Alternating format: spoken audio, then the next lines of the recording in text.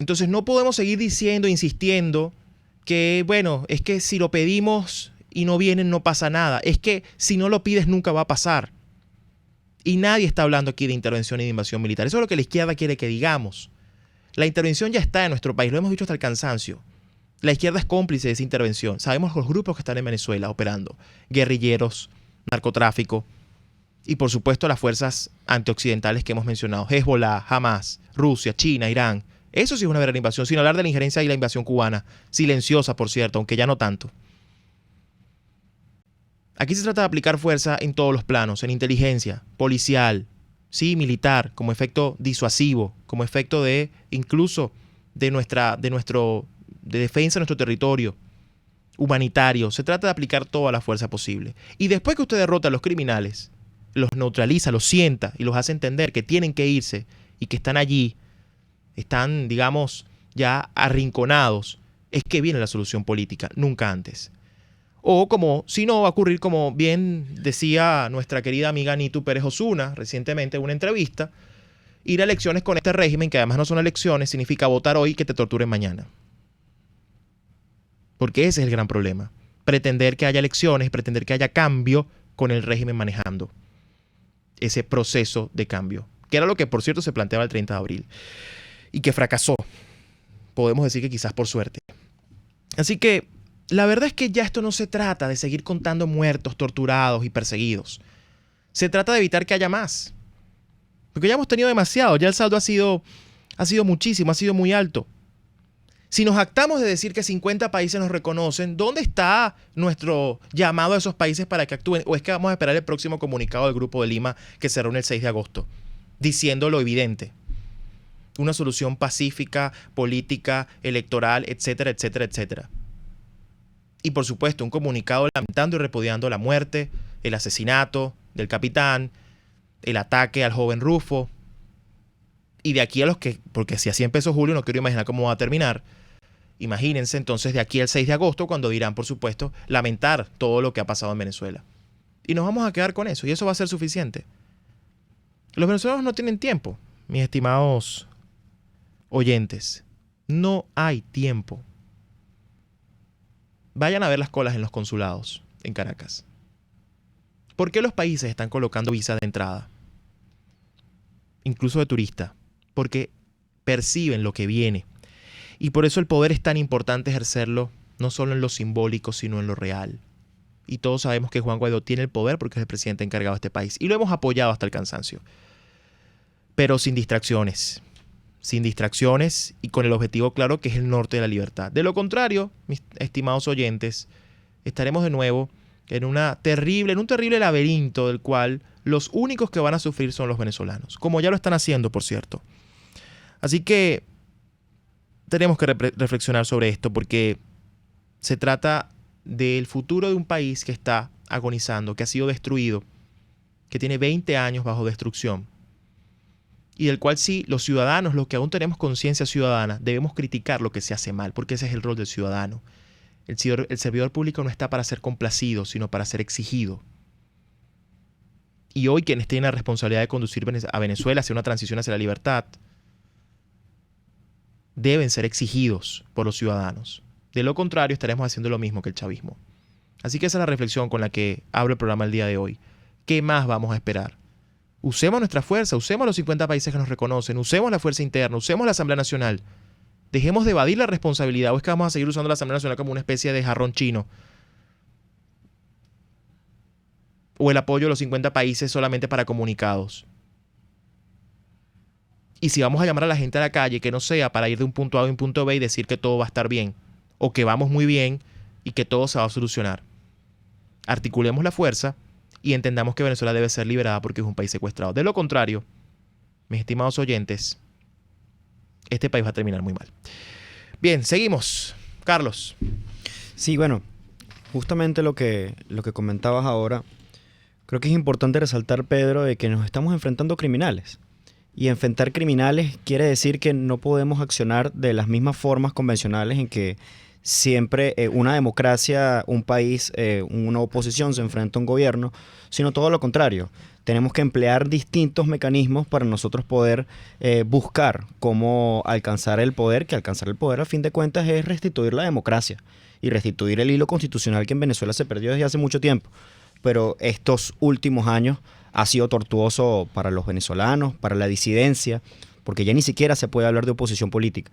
Oposición quizás en un régimen democrático, pero ahora estamos en una caracterización de disidencia, en donde existe un Estado criminal que busca y que buscará por completo tratar de cercenarnos. Totalmente. Y la verdad es que eso es lo que va a hacernos reflexionar, Carlos, como juventud, como ciudadanos. Entender que no hay solución política si no salimos del régimen primero, porque son criminales. Y ese es el gran mensaje que hay que dar acá. La gente dice, no, pero es que si hay condiciones electorales esto se soluciona, porque el mundo va a estar acá. Sí, pero el régimen controla todo lo demás. El régimen controla los organismos de inteligencia, los que torturan. Sí, van a seguir los cubanos torturando, va a seguir todo lo que está ocurriendo. Entonces, sí, tenemos que reflexionar, Carlos. Tenemos que reflexionar y ahí creo que obviamente la voz de la conciencia de los jóvenes es muy importante.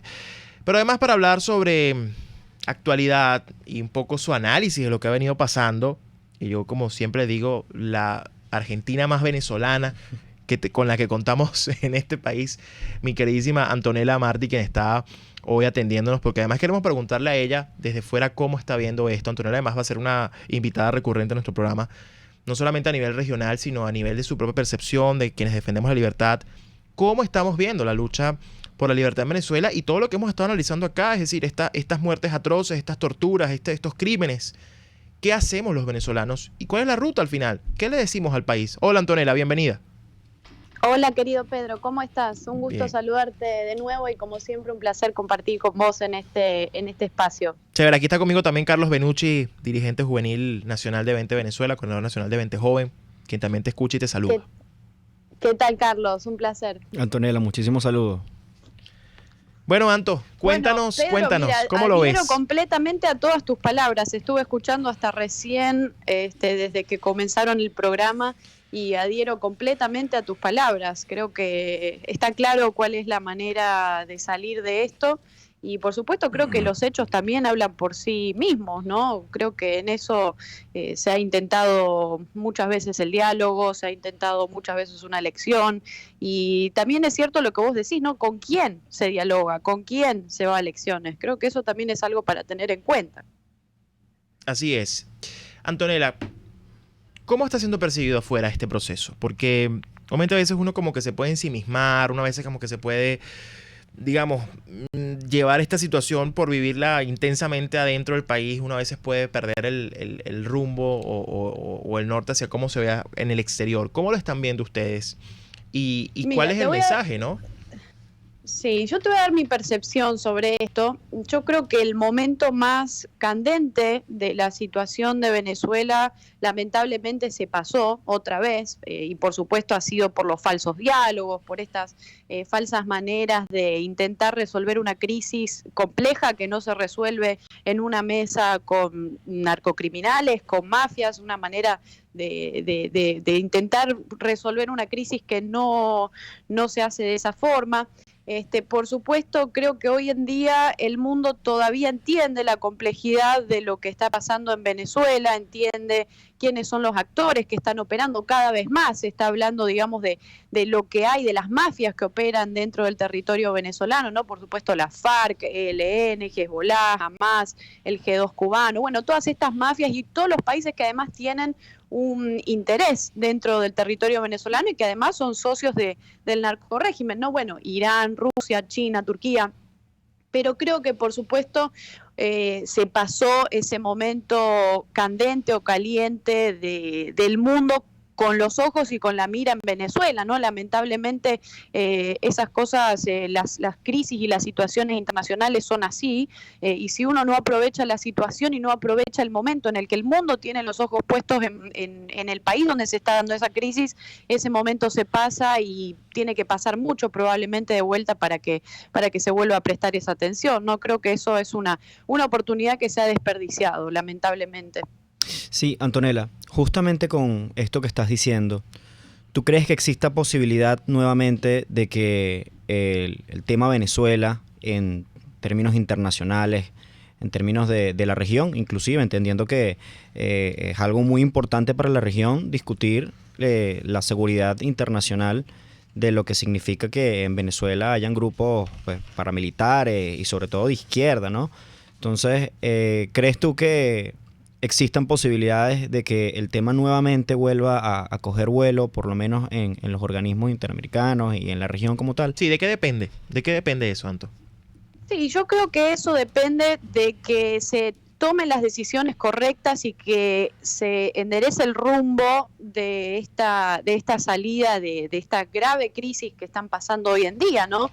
Y eso, por supuesto, no se va a hacer, insisto, de vuelta, ni con diálogo, ni con elecciones, y menos con una marcha más. Digo, ¿cuántas veces se ha marchado a la calle? ¿Cuántas veces se ha convocado a marchas que hoy en día ya son sin sentido, ¿no? Vemos, además, las atrocidades y las maneras que tiene este régimen de ir en contra de los individuos, de ir en contra de los ciudadanos, de golpear, de acribillar, de fusilar, ¿no? Vemos las maneras tan terribles.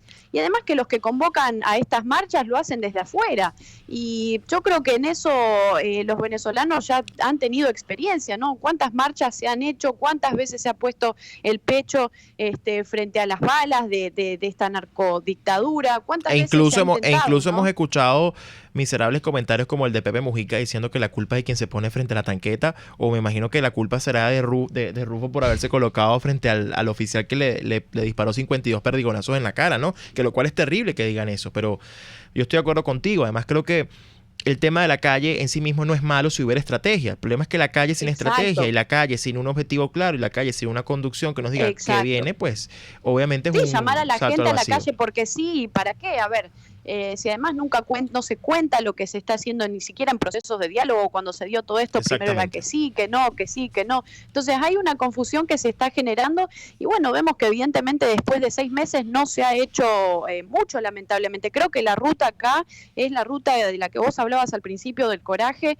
de ir por supuesto por el R2P, que es el principio de responsabilidad de las Naciones Unidas, también el artículo 187, inciso 11, y bueno, todas estas medidas y herramientas que son las únicas que hoy en día van a sacar a este régimen, que es por la fuerza, porque con diálogo no se puede, con elecciones no se puede y con marchas no se puede. A ver, ¿cómo puede uno pretender que los venezolanos, que el ciudadano de día a día que no tiene medicinas, que no tiene comida, que no tiene manera ya de sobrevivir, salga a la calle a enfrentarse a una narcodictadura como esta, de este tamaño, nunca antes vista en el hemisferio, nunca antes vista en el mundo, y que tiene a todos estos colaboradores que, bueno, son las peores mafias que hemos visto en el mundo, literalmente.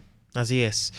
Bueno, Antonella, muchísimas gracias por acompañarnos. Siempre grato escucharte, siempre útil, además, tener tus apreciaciones desde afuera, porque además sé que sigues el tema de Venezuela como propio y tu corazón palpita cada vez que, así como palpita el nuestro cada vez que el dolor o la rabia nos indigna, a ti también te ocurre lo mismo. Así que gracias siempre por ser una gran aliada. Gracias a ustedes por la lucha que están dando desde adentro. La verdad que es admirable todo lo que están haciendo y bueno, a seguir. Así es. Hablábamos con Antonella Martí desde Argentina, nuestra querida amiga Antonella, siempre querida, siempre aliada a nuestra causa democrática de la libertad. Vamos a una pausa y ya regresamos con más de Aquí se habla libertad. Usted escucha Aquí se habla libertad con Pedro Urruchurtu. Síganos en Twitter en @RCR750, la radio que se ve. Puedes seguirnos en nuestras redes sociales.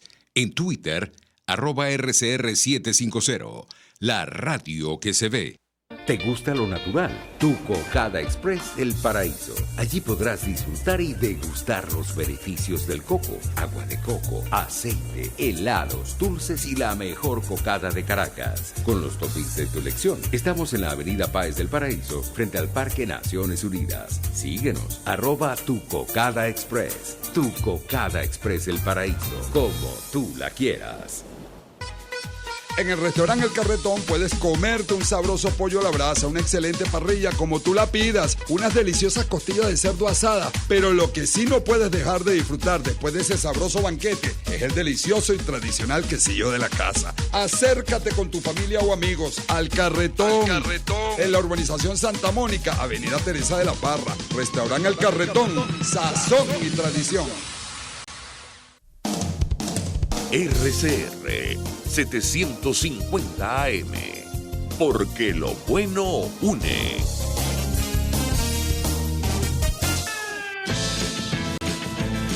Les estamos presentando Aquí se habla libertad con Pedro Urruchurtu por rcr.tv, la radio que se ve. Bueno, seguimos con más de Aquí se habla libertad. En este segundo bloque tenemos un par de invitados, amigos, por supuesto. Se trata de mi compañera de lucha, Rafaela Requesens, quien además acaba de ser egresada de la Casa que Vence la Sombra, la Universidad Central de Venezuela. Felicidades, colega.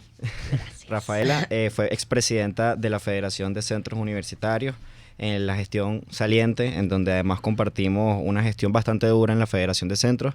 Y además de eso tenemos a Eric Izaguirre. Él es abogado de la Universidad Metropolitana y además es director de Juntos por la Vida. Entonces, bueno, bienvenidos a los dos. Gracias, Carlos. Gracias por la invitación. Bueno, Rafa, empecemos contigo. Cuéntanos un poco cómo está el estatus en estos momentos de nuestro querido diputado Juan Requesens, tu hermano. Bueno, primero, gracias por el espacio, Pedro y Carlos. Con respecto a Juan, el lunes, el 1 de julio, fue la última audiencia preliminar donde decidieron irse a juicio.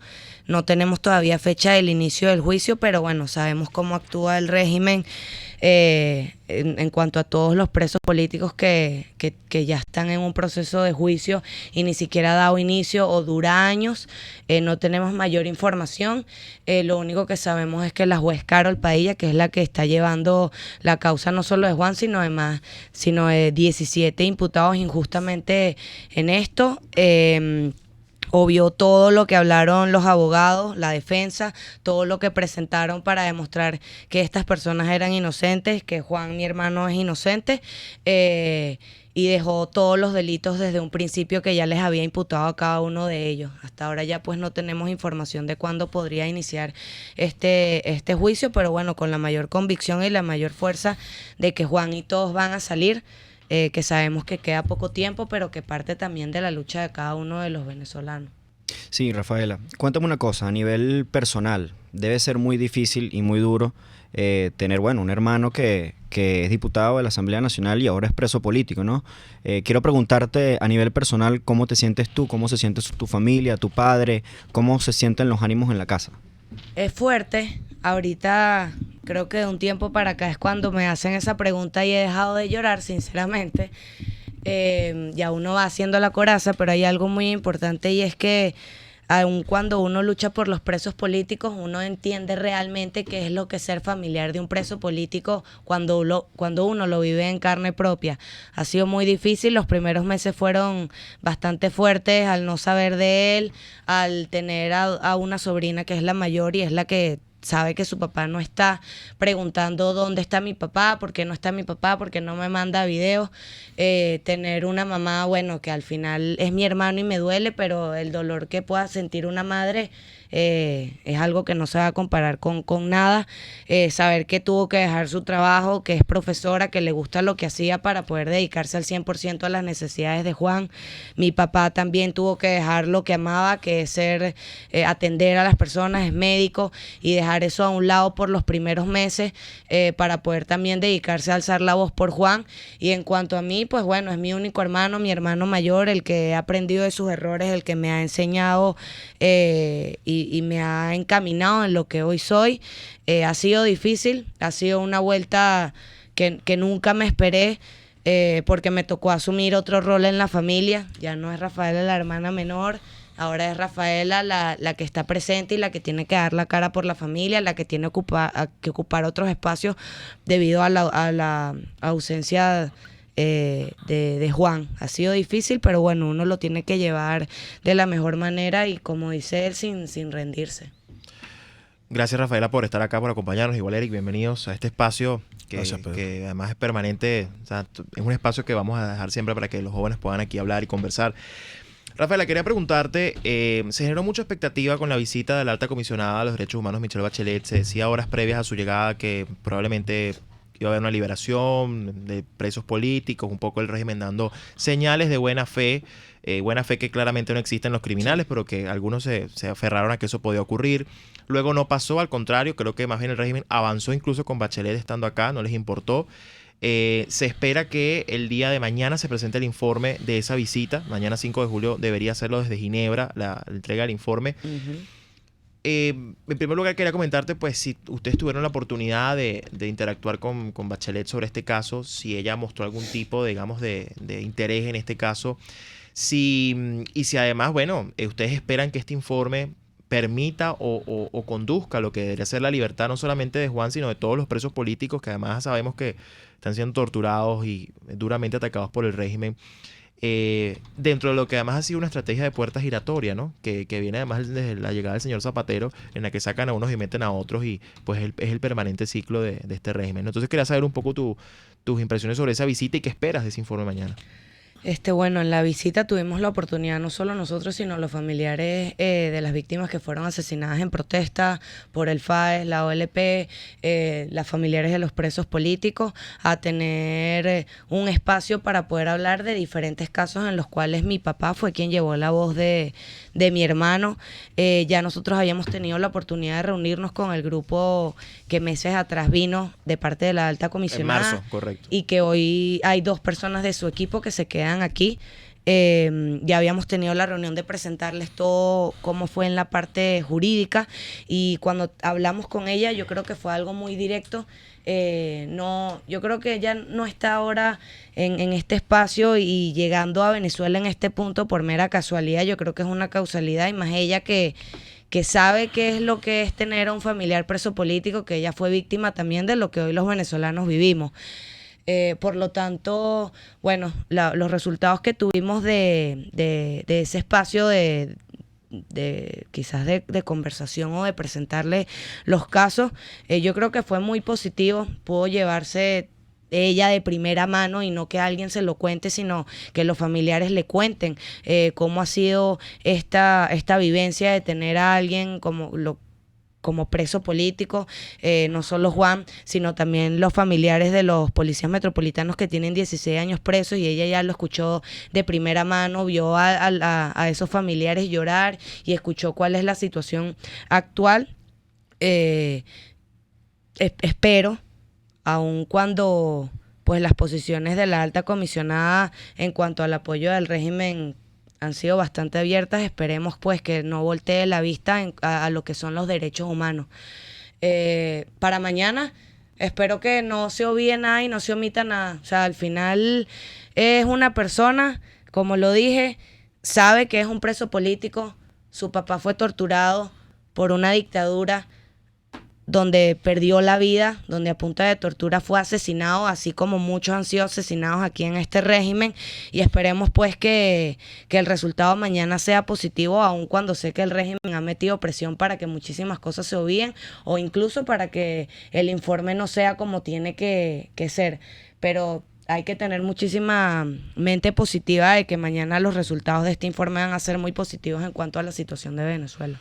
Bueno, y además esperaríamos un llamado contundente, sobre todo cuando vimos que después del asesinato del capitán, vimos cómo prácticamente ordenó investigar al propio régimen que lo mató, qué pasó con el capitán. Entonces, bueno, son cosas que uno debe, a veces, no deja de sorprender. Yo entiendo que ella puede hacer un llamado a las autoridades oficiales, pero es que entendamos que son las autoridades oficiales las que hoy están torturando y apresando inocentes en este país. Entonces, creo que ahí esperamos un llamado mucho más contundente y una acción más contundente por parte de la señora Bachelet. Tenemos que ir a una pausa y ahora regresamos con más de Aquí se habla libertad.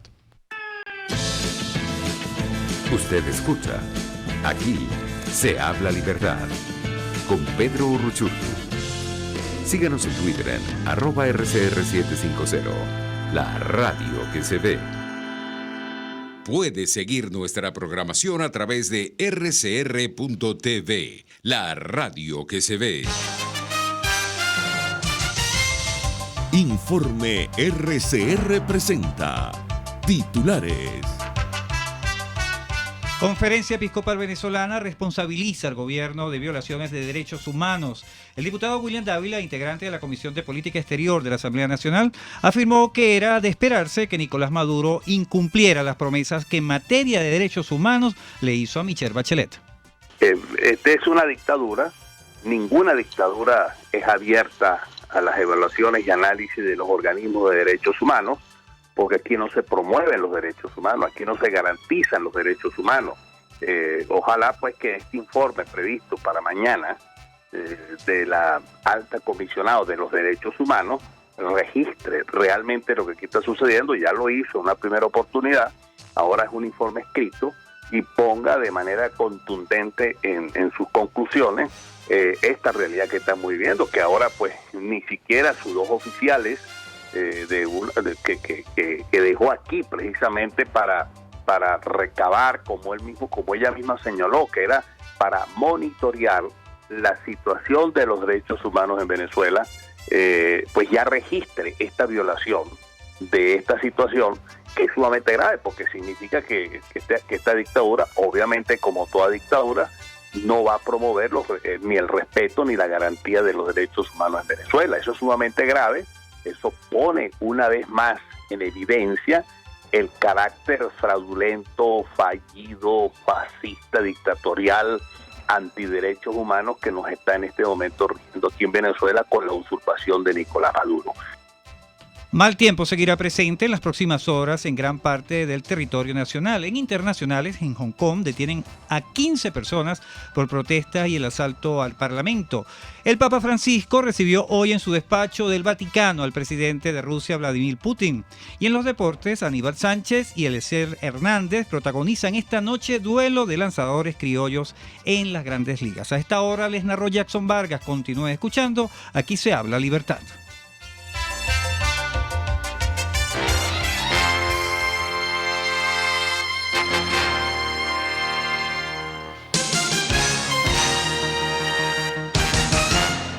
Quiero invitarte al restaurante Tavo La Calda La Lagunita, simplemente porque la vas a pasar muy bien. Los platos de su chef conjugan a la perfección el Mediterráneo con el Caribe, las porciones generosas y el ambiente es cálido y familiar. Comprueba que bien vale la pena en Instagram, @Tavo La Calda La Lagunita, la experiencia gastronómica que siempre querrás repetir. ¿Te gusta lo natural? Tu Cocada Express El Paraíso. Allí podrás disfrutar y degustar los beneficios del coco, agua de coco, aceite, helados, dulces y la mejor cocada de Caracas. Con los toppings de tu elección. Estamos en la avenida Báez del Paraíso, frente al Parque Naciones Unidas. Síguenos, @Tu Cocada Express. Tu Cocada Express El Paraíso. Como tú la quieras. RCR 750 AM. Porque lo bueno une.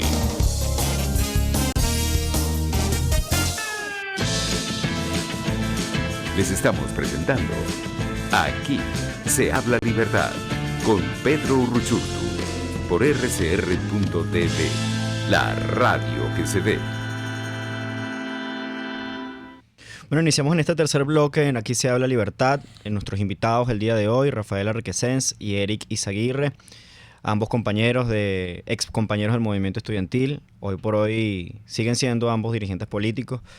Eric, el 25 de julio tenemos una visita no tan grata, de hecho, por parte del Foro de Sao Paulo, quien representa prácticamente la génesis de todos los movimientos de izquierda latinoamericanos que hicieron vida y llegaron a ser gobierno inclusive en la región y bueno, en muchísimos casos devastaron algunos países, tal es el caso de Venezuela, que hoy por hoy seguimos viviendo todavía las consecuencias del Foro de Sao Paulo. Se vienen a reunir el 25 de julio.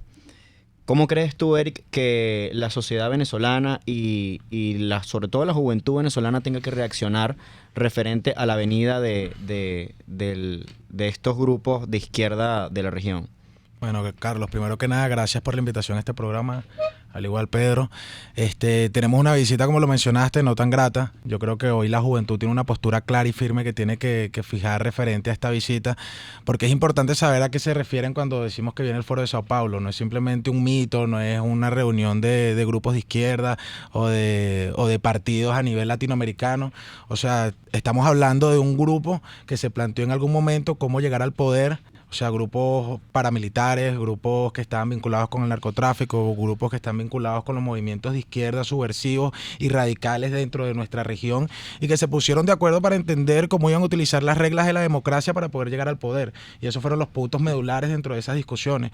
Y lo lograron. Y eso es lo importante que nosotros tenemos que entender. Tenemos años en esta lucha, tenemos años en la lucha en Venezuela, 20 años tratando de salir de una dictadura, pero la realidad es que durante esos 20 años nosotros tuvimos retos importantes cuando teníamos una OEA que en su mayoría era roja, o sea, era roja, era el bloque bolivariano, era ese grupo que tenía como objetivo político detentar el poder, controlar el Estado y de una u otra forma generar una revolución que era de construir las instituciones que se encontraban fortalecidas a través de los distintos años de democracia en cada uno de estos países. Vienen ahora acá, consideran Venezuela el epicentro de ellos poder encontrarse nuevamente y decir aquí seguimos firmes, aquí seguimos parados.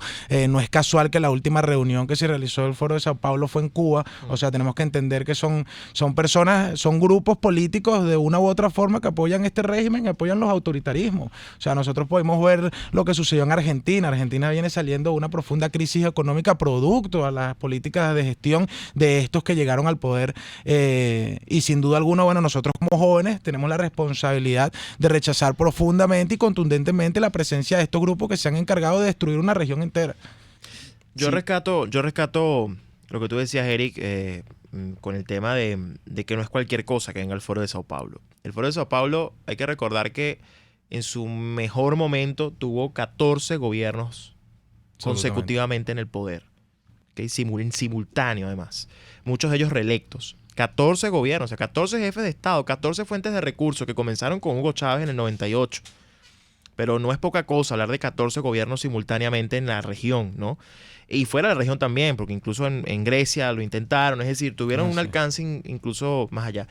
Y como tú lo decías, no es que esto, primero no es un mito, porque la gente tiende a decir, no, la teoría conspirativa, no, o sea, la gente, esos no tienen ni siquiera organización, ellos son informales, no tienen ningún objetivo claro, todo lo contrario. Fidel Castro sencillamente se dio cuenta que tenía que crear algo con lo cual pudiera mantener su hegemonía en la región después de la caída de la Unión Soviética. Total. Y se encontró con Lula da Silva y bueno, dijeron, bueno, en Sao Paulo nos reunimos y armamos el Foro de Sao Paulo y mira dónde están. Y obviamente sí han retrocedido en los últimos años con, digamos, este avance hacia el centro, hacia la derecha de la región. A mí no me gusta hablar en esas categorías, pero un poco para ubicar más rápido a la gente. Y están buscando reagruparse, están buscando, bueno, revivir. Y ellos están conscientes que su próxima víctima es Colombia. Están buscando cómo desestabilizar el gobierno de Iván Duque. O quieren hacer lo mismo con el propio Bolsonaro, porque además la derrota en Brasil fue para ellos el golpe más duro. Porque es el país donde nace, exacto, además a Lula, a Dilma y el país donde nace el Foro. Entonces, sí, es muy peligroso que vengan a Venezuela en un momento como este. Es muy peligroso que además sea el señor Cabello el coordinador de la visita de estos señores para Venezuela. Y pues la verdad es que la pregunta que hay que hacer es cómo combatir efectivamente a estos sistemas y a estas organizaciones que usan la democracia para destruirla. Mira, yo creo que ese es el reto que nosotros tenemos, o sea, cómo nosotros empezamos a generar mecanismos para actualizar la democracia. Ese es como que el rol que tenemos que tener a nivel regional, pero principalmente en Venezuela nosotros tenemos que buscar la forma de volver a construirla, o sea, de salir de este autoritarismo.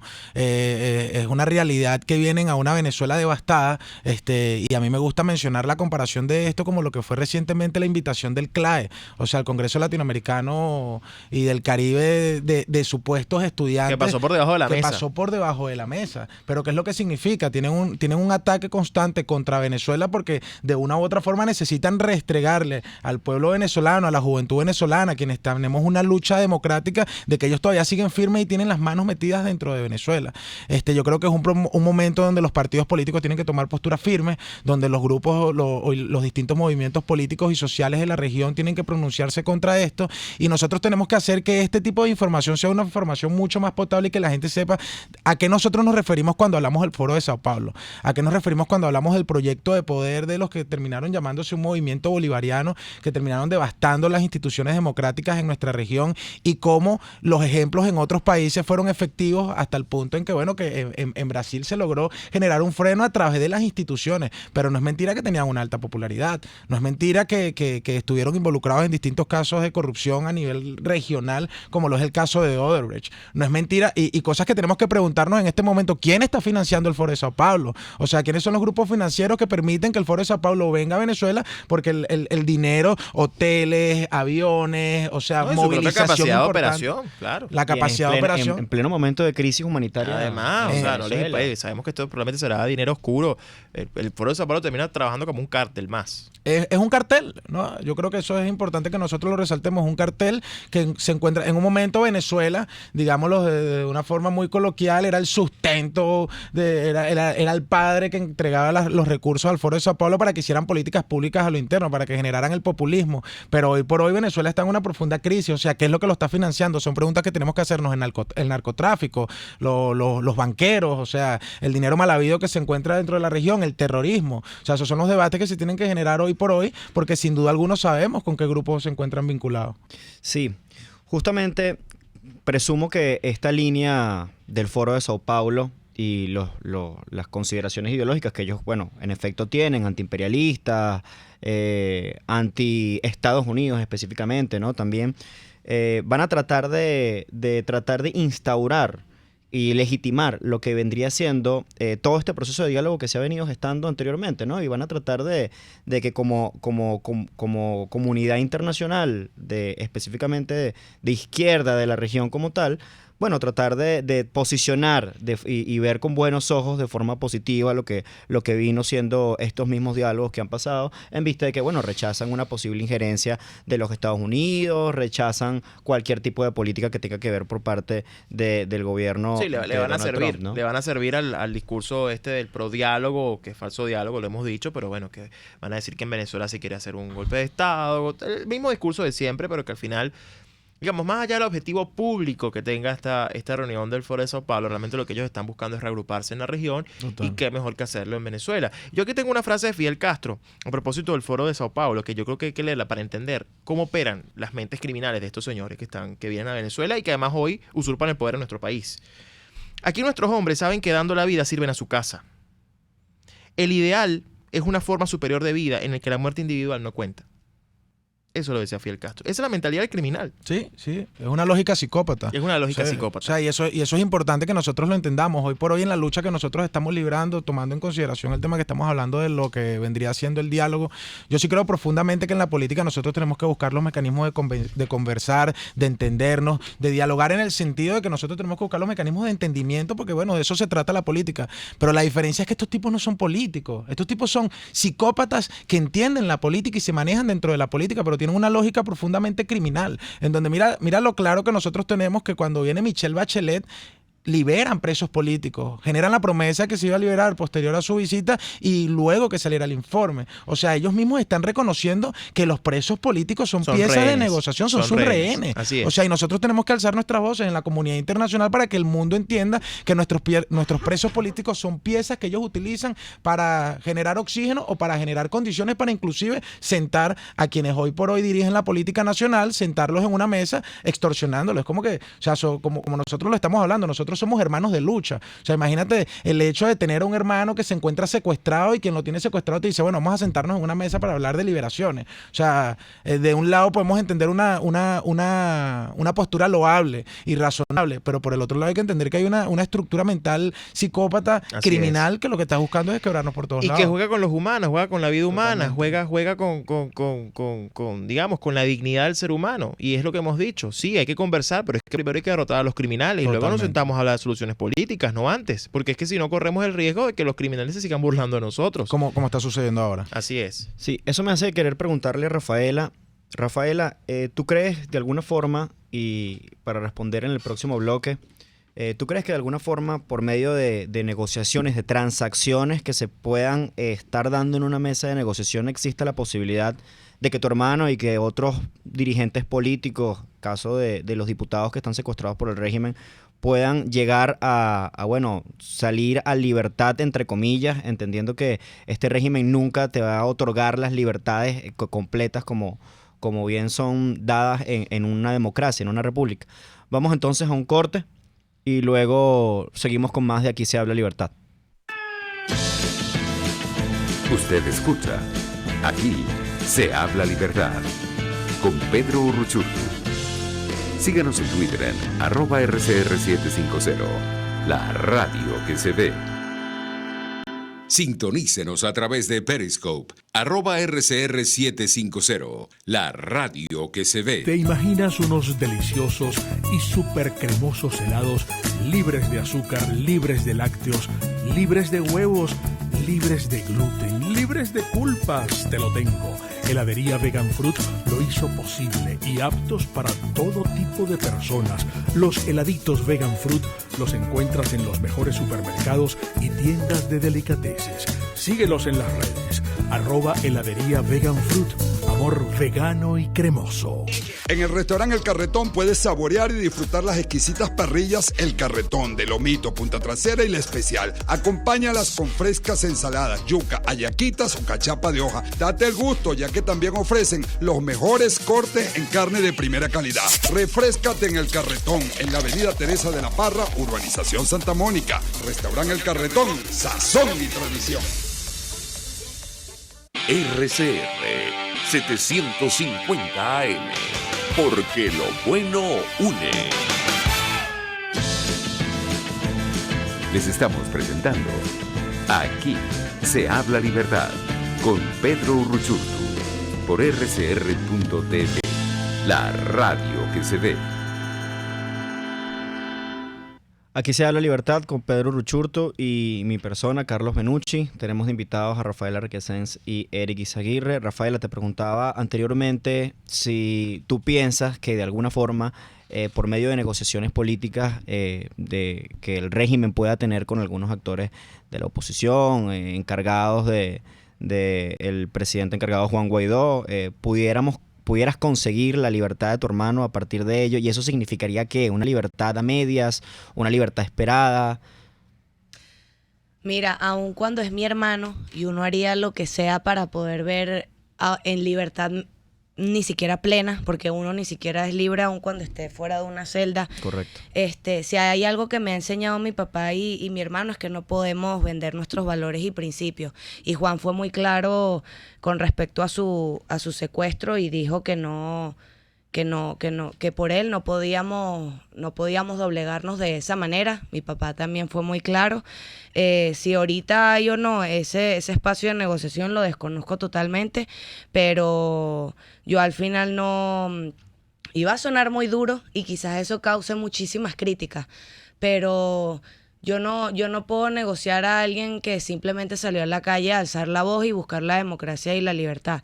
Y lo hablo con muchísima propiedad porque Juan, cuando tuve la primera vez que tuve oportunidad de verlo, me dijo que si ellos hacían acercamiento o lo que sea, nosotros no nos doblegáramos, que él prefería estar ahí preso y salir por la puerta grande que salir por alguna transacción o algún mecanismo que va a hacer que no tengamos presente la lucha y los valores que hemos tenido presentes durante todos estos años.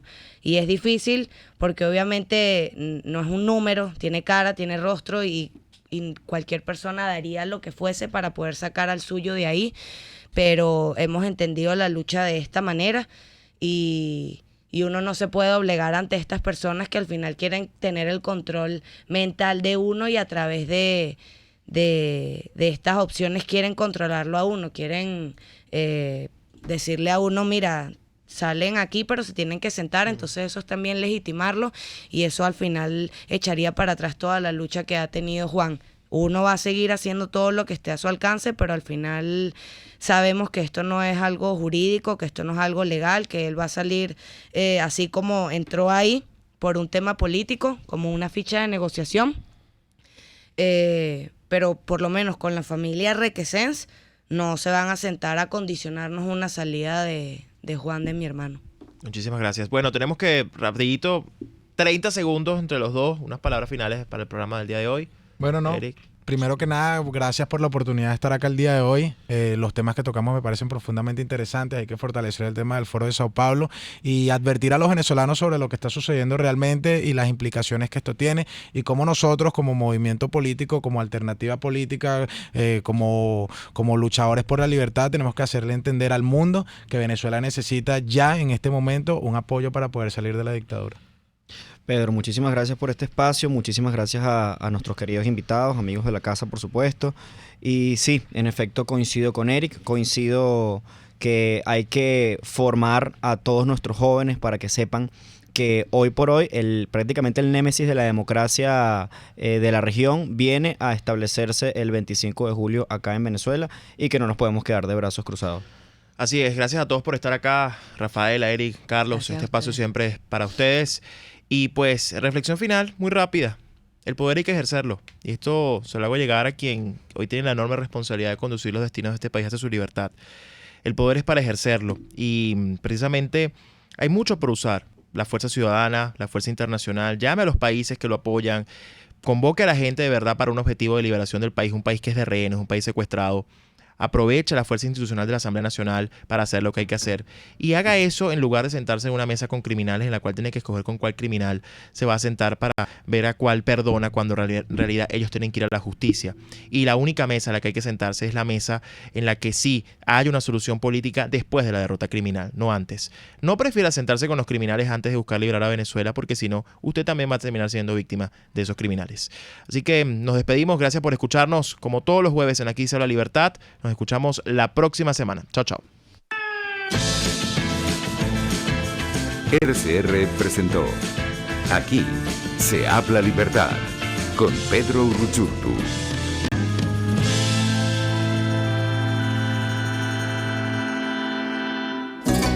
RCR 750 AM. Porque lo bueno une.